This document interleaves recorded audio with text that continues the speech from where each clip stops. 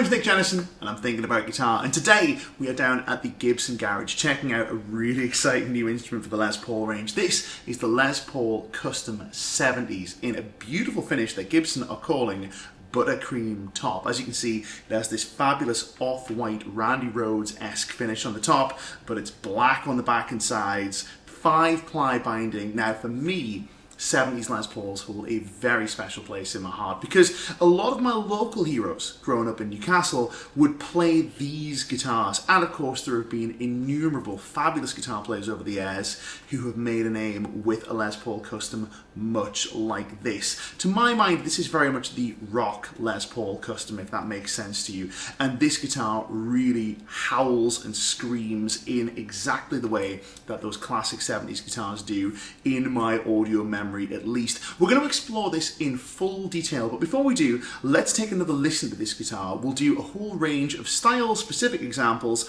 then we'll talk more about the specs, and we will do a more forensic examination of the pickups in just a little bit too, because these are one of the stars of the show. But first, let's take a listen to some tone examples.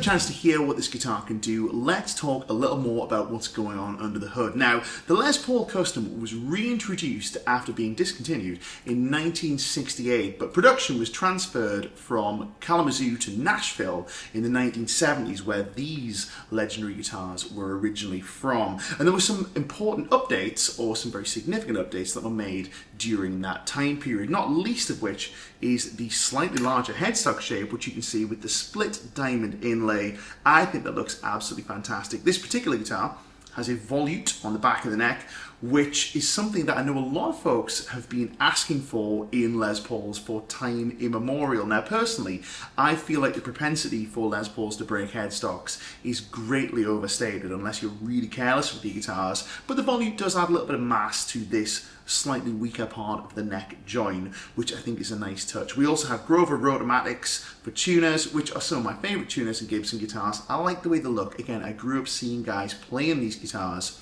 so this kind of speaks classic Gibson to me. The neck profile is a very comfortable, it feels like a 60s neck, it's a 70s neck, but it feels like a 60s neck. There is a reputation for the 70s guitars having massive baseball bat necks. That is very much not the case here. And also, the fret profile is very comfortable too. This is, Gibson are calling it a medium jumbo. To me, it feels more like a medium. It's not super tall, but you guys know that I do like a very tall fret, so perhaps my perception on this is somewhat skewed, but it's a nice everyday fret profile. It's not the fretless wonder thing that we've seen on some Les Paul Customs. Now, the body is interesting too because the 70s Les Paul Customs changed the all mahogany construction for a maple top, specifically a multi-piece maple top, which is not a problem when you have a solid finish like this. Now, this Buttercream is absolutely gorgeous looking. I think it looks really, really evocative of a certain era of guitars. I like it an awful lot, but underneath here is a three-piece maple top. We can debate until the cows come home how much that contributes to the guitar's tone, but it does add a little bit of heft to the guitar's body on the lap and on a strap.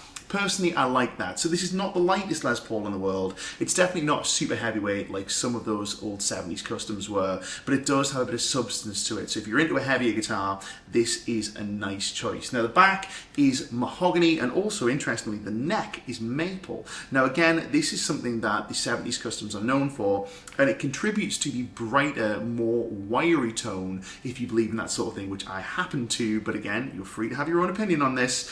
It contributes to that bright snappiness that these guitars are known for. But specifically, I think the biggest contributing factor to the screaming tone coming out of this instrument is these pickups. These are a set of calibrated T-type humbuckers. And while there's not a great deal of information available on them just now, what I can say is they have this really wonderful, screaming, mid-forward, wiry voice that's super responsive to your pick attack, especially when you're playing lead lines. But it also has a really great, bitey, I keep saying the word wiry, but wiry is the best way to describe it, blues tone, which you would have heard in those playing examples. Now, we only have 3 tones available, which is something that we would expect to find from a classic Les Paul Custom. We'll explore those in a second, but a few other little points I want to point out. We do have these period correct witch hat knobs, which is really, really nice, and a nice little feature, we even have period correct strap buttons,